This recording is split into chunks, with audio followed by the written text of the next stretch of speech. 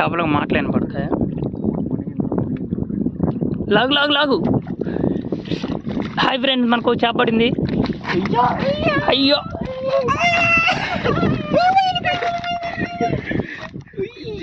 Finally ఓ చేపను పట్టేసాం. చేపను తీయన్నా.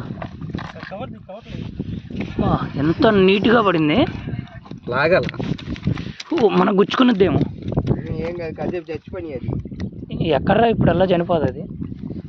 Cover తేవచ్చు.